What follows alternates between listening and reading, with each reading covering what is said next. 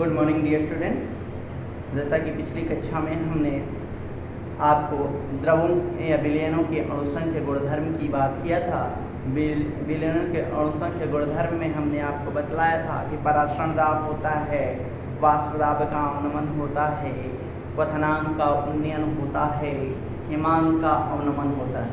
यही चार आपकी विलयन के अणुसंख्य गुणधर्म होती हैं। और अणुसंख्य गुणधर्म पे हमने पहला जो टॉपिक था परासरण दाब वो आपको कंप्लीट किया होगा विथ न्यूमेरिकल के साथ। न्यूमेरिकल के साथ पढ़ाने के बाद जो दूसरा टॉपिक आता है वो होता है वाष्प दाब का। तो आपका जो आज का टॉपिक होगा वो यही होगा, वाष्प दाब का अवनमन। तो वाष्प दाब का अवनमन जानने से पहले हमको जानना होगा कि वाष्प दाब, तो द्रव का जो वाष्प दाब होता है उसको डिफाइन कैसे किया जाता है। तो आप सिंपल से घर में देखा होगा कि द्रव रखा है तो कुछ समय बाद वह वाष्प में बदलने लगता है, गैस में बदलने लगता है। तो शुरू में वाष्पन की जो दर होती है वो बहुत तीव्र होती है। द्रव किसमें बदलता है? वाष्प में बदलता है, उड़ता रहता है। फिर कुछ समय कुछ बीतने के बाद आप देखते हो कि गैस जो वाष्प में बदली है, द्रव जो वाष्प रूप में बदली है वो धीरे धीरे द्रवित हो रही है, द्रवण हो रहा है उसका, और वो किस रूप में परिवर्तित हो रही है? द्रव रूप में परिवर्तित। तो वाष्पन स्वतः प्रक्रिया है, आप जानते हैं टेम्परेचर डिपेंडेंट होता है। जैसे ताप बढ़ रहा है तो बढ़ेगा और ताप घटेगा तो घटने लगेगा। एटमॉस्फेयर की बात करें, वातावरण की बात करें। द्रव गैस में बदलता है, गैस द्रव में बदलता है। दोनों की जब स्थिति एक समान हो जाए, कहने का तात्पर्य है कि जब साम्यावस्था में आ जाए, बराबर, अगर अभिक्रिया की दर विपरीत अभिक्रिया की दर के बराबर हो जाए वही साम्यावस्था कहलाती है। तो द्रव और गैस के मध्य जब साम्यावस्था, तो कहते हैं इसकी परिभाषा देती हैं किसी ताप पर द्रव और उसकी वाष्प, द्रव और उसकी ताप वाष्प के मध्य साम्यावस्था में उस द्रव का वाष्प दाब फिर भी इसको डिफाइन करें, द्रव और गैस की साम्यावस्था में किसी भी ताप की बात कर रहे हैं, किसी भी ताप पर द्रव और उसके वाष्प किस मध्य साम्यावस्था में वाष्प का जो दाब होता है, गैस का जो दाब होता है, वही उस द्रव का वाष्प दाब है।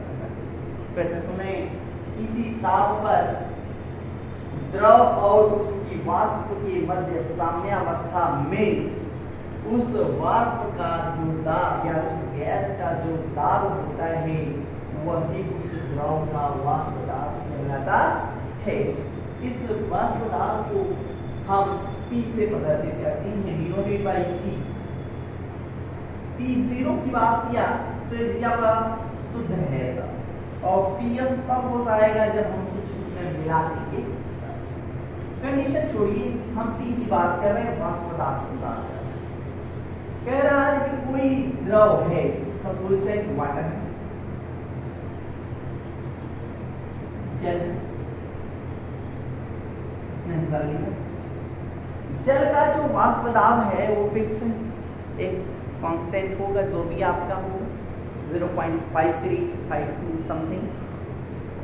किसी द्रव का जो वाष्प दाब है वो एक फिक्स है।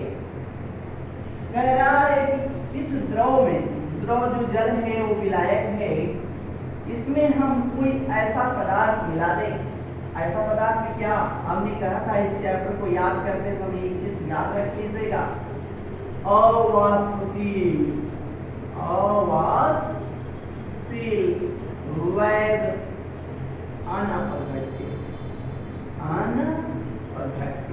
इस लाइन को याद रखना होगा, अवाष्पशील वैध अनअपघट्य पदार्थ की थोड़ी मात्रा इस विलायक के अंदर मिला दी जाए तो जैसे ही इसमें मिला देंगे तो उसका वाष्प दाब क्या होगा? तो यहाँ हम आपको बता रहे हैं क्या, अवनमन। अवनमन का मतलब पहले वाष्प पदार्थ जो भी रहा हो मान लिया 0.53 रहा, अब ये क्या हो सा है और घट जाए, तो वाष्प दाब क्या हो गया, घट जाए, बढ़े नहीं, बढ़ने को कहते हैं उन्नयन और घटने को कहते हैं अवनमन। तो कहता है कि जब किसी द्रव विलायक में जो जल लिया हमने कोई अवाष्पशील वैद्युत अनपघट्य पदार्थ मिला देते हैं तो उसके वाष्प दाब में कमी आ जाती है, उसके वाष्प दाब में कमी आ जाती है। उस वाष्प दाब में कितनी कमी आ जाती है उसी को चेक कर लेते हैं। तो कहता है कि सर वाष्प दाब के अवनमन को इस तरह से डिफाइन किया जा सकता है, वाष्प दाब का अवनमन को इस तरह डिफाइन किया जा सकता है। किसी वाष्प दाब का अवनमन क्या होगा, तो वाष्प दाब का जो अवनमन होगा उस शुद्ध द्रव विलायक का जो वाष्प दाब है और उसमें जब वैद्युत अपघट्य पदार्थ, वैद्युत अनपघट्य पदार्थ, अवाष्पशील पदार्थ मिलाने पे जो हमें वाष्प दाब मिला, दोनों की अंतर ले लिए साइन, तो उसका निकल जाएगा वाष्प दाब का अवनमन। कहता है आपेक्षिक वाष्प दाब का अवनमन निकालना है, तो आपेक्षिक बात ये करना है क्योंकि इसके बाद एक महत्वपूर्ण टॉपिक आता है राउल्ट्स लॉ, उसको पढ़ाने के लिए मैं बता रहा हूँ। आपेक्षिक वाष्प दाब का अवनमन आपको ज्ञान करना है तो जान लें। आपेक्षिक वाष्प दाब का अवनमन, जो जल का वास्तविक वाष्प दाब था P0, उसमें हमने कुछ मिला दिया तो उसका हो गया PS, PS पारस्परिक मिलाने पर प्रेशर क्या हो गया, अपान शुद्ध वाले का ये निकाल देगा क्या, आपेक्षिक वाष्प दाब का अवनमन। तो हम वाष्प दाब की अवनमन की बात करने जा रहे हैं। तो वाष्प दाब का अवनमन का मतलब फिर से हम आपको डिफाइन करेंगे। तो किसी वाष्प दाब क्या होता है जानते होंगे, द्रव और उसी की वाष्प की जब साम्यावस्था में होती है तो उस वाष्प की जो दाब होती है वही उस द्रव की वाष्प दाब कहलाती है। अब इस वाष्प दाब की बात हमने किया जब साम्यावस्था बिगाड़ना है और बिगाड़ के हमें दाब देखना है, तो सपोज दैट एक पात्र में हमने जल लिया, जल एक विलायक है और उसका वाष्प दाब हमने मेजर करके रखा है क्या, P0। अब कहता है कि जब इसमें हम कोई अवाष्पशील वैद्युत अनपघट्य पदार्थ मिला दें, वैद्युत अनपघट्य पदार्थ मिला दें तो इसके वाष्प दाब में हो जाती है कमी। तो जितनी होती है कमी वही कहलाती है वाष्प दाब का अवनमन। वाष्प दाब का आपेक्षिक अवनमन निकालने के लिए आपेक्षिक वाष्प दाब का अवनमन बराबर P0 माइनस PS अपान P0 हो गया। अब इससे जो नया टॉपिक रिलेट होता है जिसे हमें पढ़ना है वो जान लें, वही इम्पोर्टेंट है इस पॉइंट ऑफ व्यू इस टॉपिक में, जिसे आप राउल्ट्स लॉ कहते हैं। क्या कहते हैं, राउल्ट लॉ, राउल्ट का नियम या राउल्ट का नियम, ठीक है।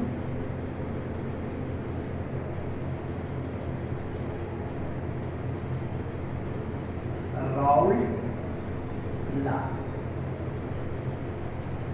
तो राउल्ट्स का नियम क्या कहता है, वाष्प दाब का आपेक्षिक अवनमन विलयन में विलेय के मूल प्रभास के बराबर होता है। फिर से सुना है, राउल्ट का नियम क्या कहता है, राउल्ट का नियम कहता है कि वाष्प दाब का आपेक्षिक अवनमन, वाष्प दाब का आपेक्षिक अवनमन जिसे क्या कहते हो आप, आपेक्षिक वाष्प दाब का अवनमन क्या होता है, P0 माइनस PS अपान P0। वाष्प दाब का आपेक्षिक अवनमन विलेय के मूल प्रभास के बराबर होता है, अर्थात N अपान N प्लस कैपिटल N विलेय का मूल प्रभास विलेय का मूल प्रभाज होता है क्या? पढ़ाया होगा मूल प्रभाज में विलेय के मूलों की संख्या बटा में विलयन के दोनों घटक विलेय और विलायक के मूलों की संख्या का अनुपातिकी उस घटक का मूल प्रभाज कहलाता है। तो यहाँ पे हमने विलेय का लिया है, तो विलेय अपान विलेय धन विलायक के मूलों की संख्या का अनुपात ले लेंगे तो यह आपका विलेय का मूल प्रभाज हो जाएगा। आपेक्षिक वाष्प दाब के अवनमन के बराबर होता है। यह नियम क्या कहलाता है? राउल्ट्स का नियम लिख दे रहा हूं मैं। वाष्प दाब का आपेक्षिक अवनमन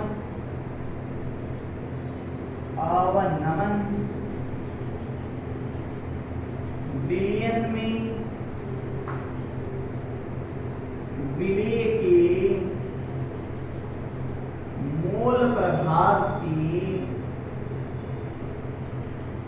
बराबर होता है।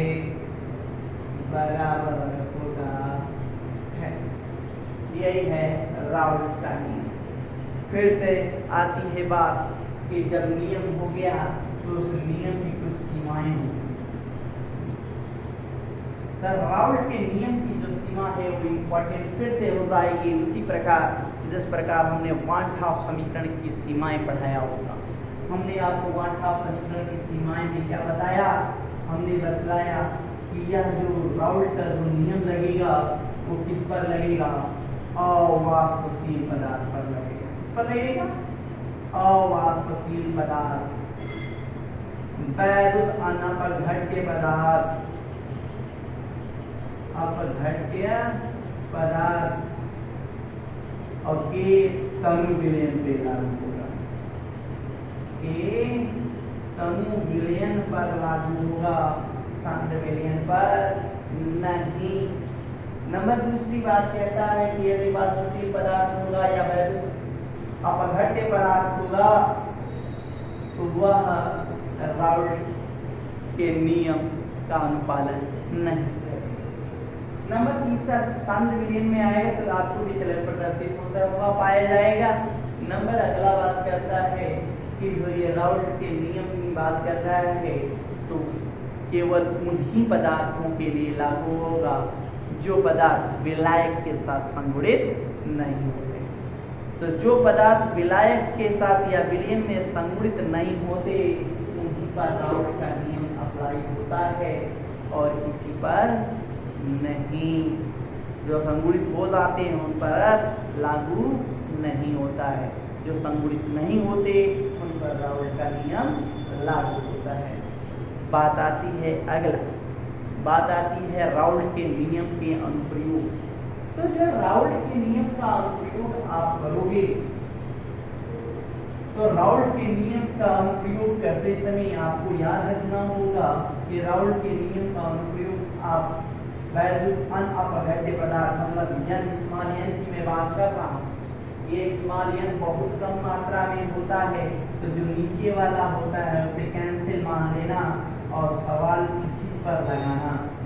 तो इसकी गणना आसानी से किया जाएगा। तो गणना के लिए जो फार्मूला याद रखोगे तो इसे याद रखोगे। तो राउल्ट के नियम की सहायता से हम अवाष्पशील वैद्युत अनअपघट्य पदार्थ के अणुभार की गणना कर सकते हैं। क्या कर सकते हैं? अणुभार स्मॉल एन बराबर होता है स्मॉल डब्ल्यू बटा स्मॉल एम। आप यहाँ से डब्ल्यू भी ज्ञात कर सकते हो, स्मॉल एम भी ज्ञात कर सकते हो, लेकिन अवाष्पशील पदार्थ अभी ज्ञात करना होगा। ठीक है, इस बात को पूरी तरह से कंठस्थ कर लें और इसका नोट्स बना लें। राउल्ट के नियम का अनुप्रयोग फिर से एक बार हम बात कर रहे हैं क्योंकि राउल्ट के नियम की सीमाएं कई बार पूछा गया है। तो राउल्ट का नियम केवल अवाष्पशील वैद्युत अनअपघट्य पदार्थ के तनु विलयन पर लागू होता है, सांद्र विलयन पर नहीं। नंबर दूसरा, राउल्ट का नियम केवल उन अवाष्पशील पदार्थों के विलयन पर लागू होता है जो विलायक के साथ कोई रासायनिक अभिक्रिया नहीं करते हैं। अभी हमने बताया संगुणित नहीं होते हैं। अगला, वैद्युत अपघट्य पदार्थ विलयन में वियोजित हो जाती हैं जो राउल्ट के नियम के साथ अप्लाई नहीं होगा, अर्थात उसके साथ विचलन प्रदर्शित करने लगेंगे क्योंकि उनका मान जो हो जाएगा वो उच्च आएगा। नंबर अगला है, जो पदार्थ बिलियन में संगुणित होते हैं, बिलियन में संगुणित होते हैं, उन पर भी आपका राउल्ट का नियम लागू नहीं होता। किसी किसी किताबों में एक राउल्ट के नियम की एक और बात कही गई है कि राउल्ट के नियम को दूसरे रूप में किस प्रकार परिभाषित किया जा सकता है। तो आपको दूसरा नियम भी बता दूं, बिलियन का जो वाष्प दाब होता है, बिलियन का जो वाष्प दाब होता है वो विलायक के मोल प्रभास के अनुक्रमानुपाती होता है। तो कहने का तात्पर्य है राउल्ट के नियम की दूसरा जो नियम हम आपको बता दें वो ये हो जाएगा, विलियन का वाष्प दाब Ps हो गया, विलायक का P0 होता है, Ps is directly proportional to capital N upon small n plus capital N। जब प्रोपोर्शनलिटी हटाते हैं तो यहाँ पर कांस्टेंट के रूप में P0 लगा देंगे, small n upon small n plus capital N। यह भी राउल्ट का नियम नहीं है। तो राउल्ट के नियम कौन कौन से, ये और ये दोनों होते हैं कि अभी कभी विकल्प में पूछा जाए तो इसको भी रखेंगे ध्यान में, और इसके जब केवल Ps पर लगा होगा तो P0 अपॉन ब्रैकेट में capital N upon small n plus capital N विलायक के मोल प्रभास के अनुक्रमानुपाती होता है, इसका विलियन का वाष्प दाब। और यहाँ पर हमने विलियन वाष्प दाब का आपेक्षिक अवनमन, वाष्प दाब का आपेक्षिक अवनमन विलियन के मोल प्रभास के बराबर होता है। तो हमने नीचे भी दिया और ऊपर भी दिया। इस पर रही बात गणना की, गणना हम नेक्स्ट क्लास में करेंगे। ठीक है, थैंक यू।